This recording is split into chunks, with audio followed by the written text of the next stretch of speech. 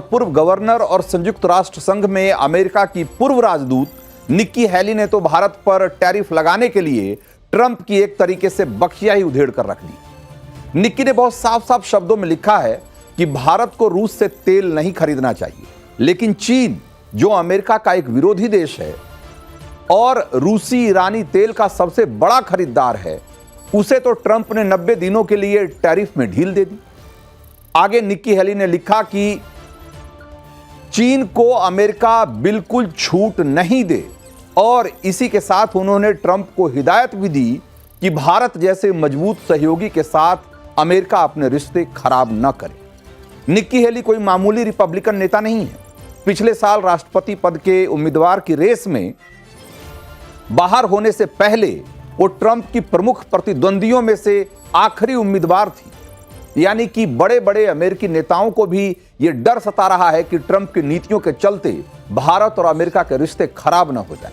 और दूसरी तरफ यह सवाल भी उठ रहा है कि कहीं ऐसा तो नहीं है कि जिस चीन के खिलाफ ट्रंप ने चुनाव के दौरान इतना माहौल बनाया, जिसे औकात दिखाने के वादे के साथ वो अमेरिका की सत्ता में काबिज हुए, कहीं उसी चीन की बैकडोर से वो मदद तो नहीं कर रहे हैं। क्योंकि ये सच्चाई तो किसी से छिपी हुई नहीं है कि ट्रंप ने चीन पर टैरिफ लादने का हल्ला जरूर मचाया, 145% टैरिफ की बात जरूर की, लेकिन फिर ट्रंप ने रियायत भी दी। और आज जो चीन और अमेरिका के बीच टैरिफ को लेकर नेगोशिएशन चल रहा है, उसमें कहा यह जा रहा है कि ये जो इनके बीच समझौता होगा, वो ट्रंप ने जितना माहौल बनाया उसके अनुपात में उसमें कोई इतना बड़ा टैरिफ नहीं होगा। तो चीन को ट्रंप से कैसे फायदा पहुंच रहा है, उसका एक और सबूत देख लीजिए आप। इसी ट्रंप प्रशासन ने अप्रैल में इनवीडिया के H20 AI चिप्स है, उसकी बिक्री पर रोक लगा दिया था। चीन को बेचे जाने पर रोक लगा दिया था, जिसके बाद एक तरीके से चीन को इसकी सप्लाई बंद कर दी गई थी। लेकिन एक बार फिर से उन्होंने इस पर जो रोक लगाई थी उसको उठा लिया। अब सोचिए कि जो ट्रंप रोज चीन के खिलाफ नारे लगा रहे थे, अब उन पर खुद सवाल उठ रहा है कि भाई एक दिन ये कुछ कहते हैं और अगले दिन कुछ और, अपनी ही बातों को हर रोज पलट देते हैं। और उल्टा देखिए कि चीन पर दबाव बनाने की बजाय वो किन देशों पे दबाव बना रहे हैं। उन देशों पर आज टैरिफ का बोझ लादा जा रहा है जो देश एक तरीके से इंडो पैसिफिक में चीन के कॉम्पिटिटर हैं, चाहे वो जापान हो या ऑस्ट्रेलिया हो या भारत हो। और याद रखिए कि ये जो पुराने अमेरिकी पार्टनर्स हैं, जिन पर कि ट्रंप ने टैरिफ लगाए हैं, ये वो सारे देश हैं जिनके साथ अमेरिका ने मिलकर क्वाड का एक अलायंस बनाया है, जिसका एक मेंबर भारत भी है। और क्वाड तो वजूद में ही इसीलिए आया था ताकि इंडो पैसिफिक में चीन की दादागिरी को काउंटर किया जा सके। ट्रंप ने कहा था कि चीन के साथ व्यापार घाटे में कमी करेंगे। उस मोर्चे पर भी ट्रंप की पोल खुल चुकी है। आज भी चीन अमेरिकी बाजार में सीधे सीधे पहुंच रहा है, और जहां नहीं पहुंच पा रहा है उसने अमेरिकी बाजार में पहुंचने का कोई दूसरा वाया मीडिया निकाल लिया है, कोई दूसरा रास्ता निकाल लिया है। अब वो दक्षिणी अमेरिकी देशों के रास्ते यूएस में अपना सामान भेज रहा है। लेकिन दूसरी तरफ इन सब पर रोक लगाने की बजाय वो उन देशों पर रोक लगा रहे हैं या टैरिफ लगा रहे हैं जो कि उनके एक तरीके से स्ट्रेटेजिक पार्टनर हैं, जो क्वाड में उनके सहयोगी हैं, जो इंडो पैसिफिक में, हिंद प्रशांत में चीन की दादागिरी के खिलाफ खड़े हैं। ऐसे में ट्रंप की जो पॉलिसी है उसको लेकर अमेरिका के भीतर भी कई तरह के सवाल उठने लगे। और ऐसा लगने लगा है, अमेरिका में भी बहुत सारे ऐसे लोगों को ऐसा लगने लगा है कि ट्रंप ने वो चश्मा ही उतार दिया है जिसको पहनकर वो पहले चीनियों को देखते थे। आजकल उन्हें सिर्फ भारत दिखाई दे रहा। लेकिन एक बात उनको याद रखनी चाहिए कि भारत भी जैसे को तैसा जवाब देने में यकीन रखता है। जब ट्रंप ने बार बार टैरिफ वाली धमकी दी, तब भारत ने भी आईना दिखा दिया और ये बता दिया कि भारत को रूस से तेल न खरीदने की सलाह देने वाला अमेरिका खुद अपने परमाणु उद्योग के लिए रूस से यूरेनियम हेक्साफ्लोराइड खरीद रहा है। अपने ईवी उद्योग के लिए पैलेडियम जैसा रेयर अर्थ मिनरल खरीद रहा है। बड़ी मात्रा में फर्टिलाइजर रूस से खरीद रहा है। बहुत सारे केमिकल्स का आयात कर रहा है, जबकि वो भारत को नसीहत ये दे रहा है कि उसे रूस से तेल नहीं खरीदना चाहिए। तो कल पत्रकारों ने जब अमेरिकी राष्ट्रपति डोनाल्ड ट्रंप को भारत के इसी पलटवार पर सवाल कर दिया, घेर लिया, तो देखिए कि ट्रंप कैसे बगले झांकने लगे। और समझिए कि रूस से अमेरिकी व्यापार के सवाल पर अमेरिका के राष्ट्रपति की कैसे बोलती बंद होने लगी। देखिए जरा।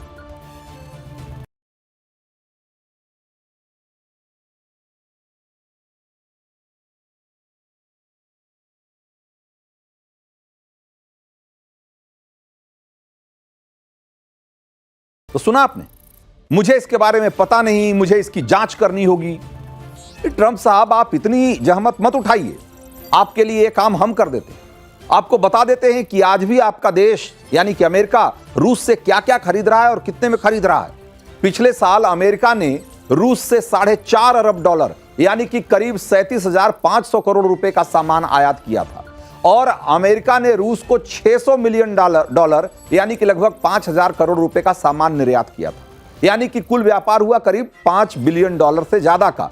उसमें से आप सोचिए कि जो व्यापार संतुलन है यहां भी रूस के पक्ष में है, वो अमेरिका के पक्ष में नहीं है। उससे भी रूस को फायदा हो रहा है। तो आप तो रूस को जब फायदा पहुंचा रहे हैं, तब तो आप इस पर आपसे कोई सवाल नहीं कर रहा। इसी तरीके से आप देखिए इस साल मई तक का आंकड़ा क्या है।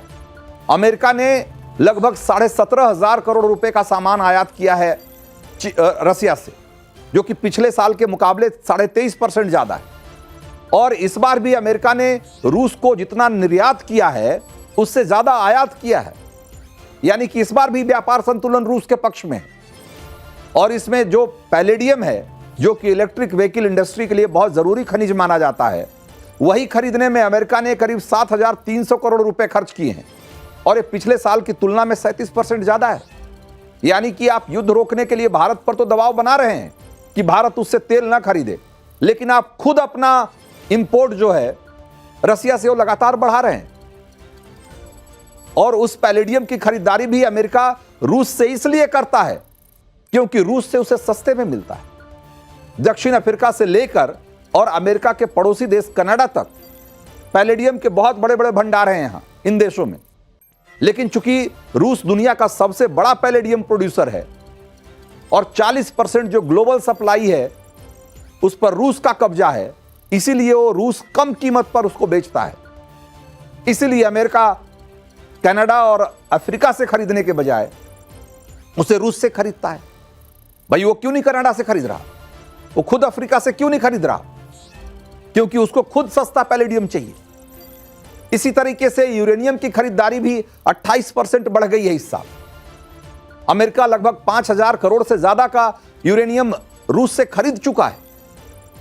यूरेनियम हेक्साफ्लोराइड, जो कि परमाणु रिएक्टरों में फ्यूल के तौर पे इस्तेमाल होता है, तो अमेरिका का जो 93 परमाणु रिएक्टर्स हैं उसमें जो 20% फ्यूल है वो रूस से आता है। और यहां भी देखिए कि ट्रंप का डबल स्टैंडर्ड किस कैटेगरी का है। आज जो अमेरिका रूस से यूरेनियम हेक्साफ्लोराइड खरीदता है वो ऐसा नहीं है कि यूरेनियम हेक्साफ्लोराइड रूस छोड़कर किसी और देश में नहीं मिलता। कजाकिस्तान, उज्बेकिस्तान, ये सब जो कि पड़ोसी देश है रूस के, और जो कि अमेरिका का पड़ोसी देश है कनाडा, उस सब के पास ये यूरेनियम हेक्साफ्लोराइड है भाई। लेकिन अमेरिका रूस से इसलिए खरीदता है क्योंकि उसे रूस से सस्ते दामों पर मिलता है। और यही अमेरिका और उसके राष्ट्रपति ट्रंप हमें यह ज्ञान दे रहे हैं कि रूस से भारत को तेल नहीं खरीदना चाहिए, जबकि हम रूस से तेल इसलिए खरीदते हैं क्योंकि वो हमें बाकियों की तुलना में सस्ता मिलता है। तो हाल यह है कि ट्रंप खुद सस्ते में खरीदें तो विश्व हित में है, और भारत सबसे सस्ते में अगर रूस से तेल खरीद रहा है तो इससे विश्व शांति को खतरा हो जाता है। ये डबल स्टैंडर्ड की इंतहा है भाई। इसी तरीके से अमेरिका ने 2024 में $1.27 अरब यानी लगभग देखा जाए तो करीब 10,000 या 10,500 करोड़ रुपए के फर्टिलाइजर रूस से आयात किया। और इस साल भी अब तक उसने 21% की बढ़ोतरी कर चुका है उसमें। यानी कि देखा जाए तो पैलेडियम से लेकर यूरेनियम और फर्टिलाइजर और केमिकल्स सारे जो प्रोडक्ट हैं वो पिछले साल के मुकाबले ज्यादा खरीद रहा है अमेरिका रूस से। लेकिन वो ज्ञान भारत को दे रहा है। अमेरिका का जो एग्रीकल्चरल सेक्टर है, खास करके मक्का, गेहूं, सोयाबीन, इस सब के लिए जो फर्टिलाइजर चाहिए वो मोरक्को, कनाडा, बेलारूस सब जगह मिलता है भाई। लेकिन अमेरिका खरीदता किससे है? रूस से, क्योंकि सस्ता मिलता है। और ट्रंप भारत को सस्ता रूसी तेल खरीदने पर ऐसे घेर रहे हैं जैसे भारत ने कोई पाप कर दिया, जबकि जो असली या 100% शुद्ध फैक्ट तो यह है कि अगर यूक्रेन युद्ध शुरू होने के बाद भारत रूस से कच्चा तेल नहीं खरीदता तो पूरी दुनिया की अर्थव्यवस्था का भट्टा बैठ जाता। ग्लोबल मार्केट में कच्चे तेल की कीमतें इतनी बढ़ जाती कि अमेरिका जैसे सुपर पावर की इकोनॉमी भी हिल जाती। आज अगर अमेरिका के उपभोक्ता सस्ता तेल खरीद रहे हैं तो इसके लिए अमेरिका को भारत का भी शुक्रगुजार होना चाहिए। लेकिन उल्टे ट्रंप हम ही से झगड़ रहे हैं। रूस का लगभग 45 लाख बैरल कच्चा तेल अंतर्राष्ट्रीय बाजार में आता रहा है। इसके अलावा पेट्रोलियम प्रोडक्ट जैसे कि डीजल, वो भी करीब 25 लाख बैरल के आसपास है।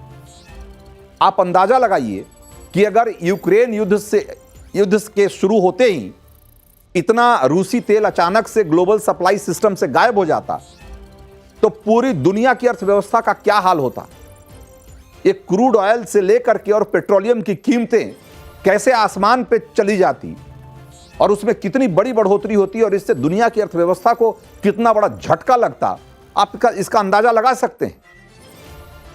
और यहां तक कि अमेरिकी अर्थव्यवस्था पर इसका क्या असर होता, महंगाई का क्या हाल होता पूरी दुनिया में, जरा सोचिए। तो भारत ने रूस से तेल खरीद के बहुत बड़ी भूमिका निभाई पूरी दुनिया के अंदर तेल की कीमतें और ग्लोबल सप्लाई को बहुत हद तक स्टेबल रखने में। और जिस समय यूक्रेन का क्राइसिस हुआ उस समय अमेरिका को लगने लगा कि अगर रूसी तेल बाजार में नहीं आया तो पूरी दुनिया में तेल की कीमतें $200 प्रति बैरल के पार पहुंच जाएगी। $200 प्रति बैरल। आप सोचिए, यहां $100 प्रति बैरल पहुंचती है ना तो पूरी दुनिया की अर्थव्यवस्था हाँफने लगती है, बुखार आने लगता है सबको। और यहां कहा जा रहा है कि अगर इतना रूसी तेल अगर भारत नहीं खरीदता, चाइना नहीं खरीदता, तो समझिए कि ये जो पेट्रोलियम की कीमतें हैं, क्रूड ऑयल की कीमतें हैं, ये $200 पार कर जाती। तब अमेरिका ने खुद भी कहा था, भारत से कहा था कि आप रूस से आयात करिए तेल, नहीं तो पूरी दुनिया की अर्थव्यवस्था परेशानी में आ जाएगी। और यह बात खुद अमेरिका के पूर्व राजदूत एरिक गारसेटी ने कबूल की है। और उनका पिछले साल का एक वीडियो सोशल मीडिया पर आजकल खूब वायरल हो रहा है, जिसमें वो रूसी तेल खरीदने के लिए नई दिल्ली की तारीफ कर रहे हैं, भारत की तारीफ कर रहे हैं। वो ये भी कह रहे हैं कि हम ऐसा इसलिए चाहते थे ताकि तेल की कीमतें न बढ़े। तो अमेरिका का दो मुंहापन आपने देख लिया। अब देखिए कि मोदी क्या कर रहे हैं। रूस से रिश्ता तोड़ने के लिए ट्रंप धमकाते रह गए और इधर मोदी ने फैसला ले लिया। राष्ट्रीय सुरक्षा सलाहकार अजीत डोवाल को रूस भेज दिया है। डोवाल इस वक्त मॉस्को में ही मौजूद है, जहां डोवाल की पुतिन से मुलाकात भी हो सकती है और रूस और भारत के बीच कई समझौते भी हो सकते हैं। सोचिए इस विजिट से वॉशिंगटन में कितना ब्लड प्रेशर बढ़ा होगा। ट्रंप पहले से ही रूसी तेल खरीदने के लिए मना कर रहे थे और यहां भारत ने रूस के साथ मिलकर यह तय करने में बैठे हुए कि आपसी रिश्ते को और कैसे मजबूत करना है। और यह सब कुछ तब हो रहा है जब एक तरफ ट्रंप के हाथ रुक नहीं रहे, धड़ाधड़ सोशल मीडिया पर पोस्ट किए जा रहे हैं, पोस्ट पर पोस्ट छापे जा रहे हैं। एक तरीके से ट्रंप ने पूरी ताकत लगा रखी है कि भारत कैसे भी करके उसको रूस से दूर किया जाए। लेकिन ट्रंप की धमकियों के आगे, उनकी गीदड़ भभकियों के आगे न मोदी सरकार झुक रही है न डर रही। और यह भी याद रखिएगा कि भारत का विपक्ष, खासकर राहुल गांधी, हाल फिलहाल नरेंद्र सरेंडर वाला जो नारा उछाल रहे थे, उसकी भी हकीकत अब दुनिया को दिख रही है। नरेंद्र सरकार सरेंडर करने के मूड में तो बिल्कुल नहीं। और यहां तो मोदी सरकार कूटनीति के मोर्चे पर ट्रंप के अड़ियल रवैये पर पूरी ताकत से मुकाबला कर रही। पहले विदेश मंत्रालय ने स्टेटमेंट जारी करके ट्रंप के दावों की हवा निकाल दी। ये साफ साफ दुनिया को बता दिया कि ट्रंप पहले अपना घर देखें, अपना गिरेबान झांकें, जहां रूस का खनिज बोरा भर भर कर पहुंच रहा है, उसके बाद दूसरों को ज्ञान दें। और अब हमारे एनएसए अजीत डोभाल रूस में, हालांकि इसी वक्त अमेरिका के विशेष दूत स्टीव विटकॉफ भी मॉस्को में मौजूद हैं। उन्हें ट्रंप ने भेजा है कि वो पुतिन को मनाएं और यूक्रेन से युद्ध रुकवाएं। यहां पर भी ट्रंप का डबल स्टैंडर्ड सामने आ जाता है।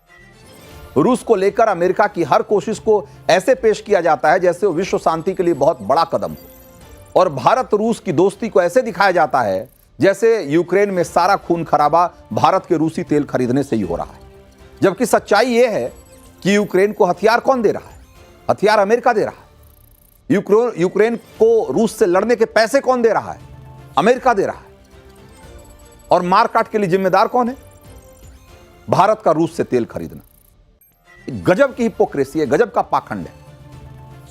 और ट्रंप जो टैरिफ बढ़ाने की बात बार बार धमकी दे रहे हैं ना, उसको लेकर भी एक्सपर्ट दावा कर रहे हैं कि ट्रंप ये सारा खेल इसलिए खेल रहे हैं ताकि भारत रूस के मिलिट्री मार्केट का खरीदार ना बने, रूस से मिलिट्री इक्विपमेंट ना खरीदे। लेकिन मोदी सरकार इस मोर्चे पर भी ट्रंप के सामने झुकने को बिल्कुल तैयार नहीं। झुकना तो छोड़िए, मुड़ने को भी तैयार नहीं। आज तो डोभाल मॉस्को पहुंचे हैं। इसी महीने के आखिर में विदेश मंत्री एस जयशंकर भी मॉस्को जाने वाले हैं।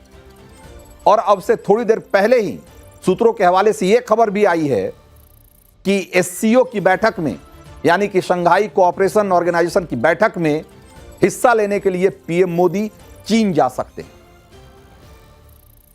यानी रूस तो रूस, पड़ोसी देश चीन के साथ भी संबंधों को बेहतर बनाने की दिशा में पीएम मोदी आगे बढ़ते हुए दिखाई दे रहे हैं।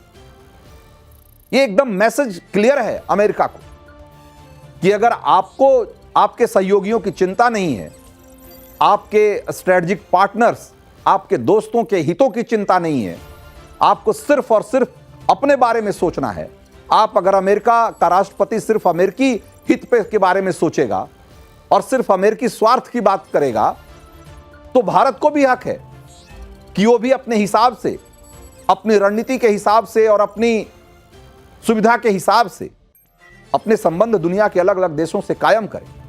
उसमें अमेरिका का फायदा है कि नुकसान है, यह हमें सोचने की जरूरत नहीं है। हम भी सिर्फ अपने फायदे के बारे में सोचें।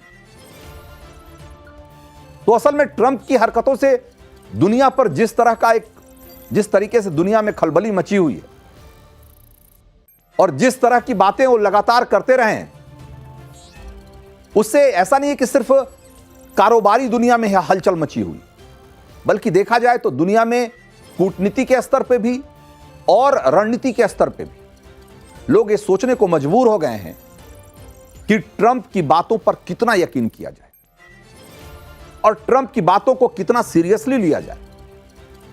हालत यह है कि ट्रंप की जो ये बौखलाहट में वो जो कुछ भी कर रहे हैं, उससे दुनिया में कई तरह के खतरे पैदा हो गए। यहां तक कि न्यूक्लियर वॉर का भी खतरा पैदा हो गया है, क्योंकि ट्रंप के न्यूक्लियर सबमरीन्स की तैनाती के फैसले के जवाब में रूस ने छोटी और मध्यम दूरी की परमाणु मिसाइलों की तैनाती पर जो रोक वाली ट्रीटी थी, जिसको कि intermediate range nuclear forces treaty कहते थे, जिसे शॉर्ट में आईएनएफ कहा जाता था, आईएनएफ ट्रीटी, आईएनएफ संधि, तो रूस ने उस संधि से हटने का फैसला कर लिया। 38 साल पहले यह समझौता हुआ था। 1987 में रूस और अमेरिका के बीच एक करार हुआ था कि दोनों देश 500 से 5500 किलोमीटर की रेंज वाली बैलिस्टिक और क्रूज मिसाइलों की तैनाती नहीं करेंगे। अमेरिका तो 2019 में ही, यानी कि ट्रंप के पहले कार्यकाल में ही इस समझौते से बाहर हो गया था, निकल गया था, लेकिन रूस अभी तक इसे मानता रहा है। लेकिन अब रूस भी ज्यादा और बर्दाश्त करने के मूड में नहीं है और उसने भी इस समझौते से बाहर निकलने का फैसला कर लिया। जाहिर तौर पर इससे दुनिया में एक न्यूक्लियर वॉर को लेकर एक अलग तरह का तनाव पैदा हो गया है और इसके लिए भी ट्रंप की नीतियों को जिम्मेदार माना जा रहा है। तो देश का मूड मीटर में वक्त है अगली स्टोरी का और आपको यह बताने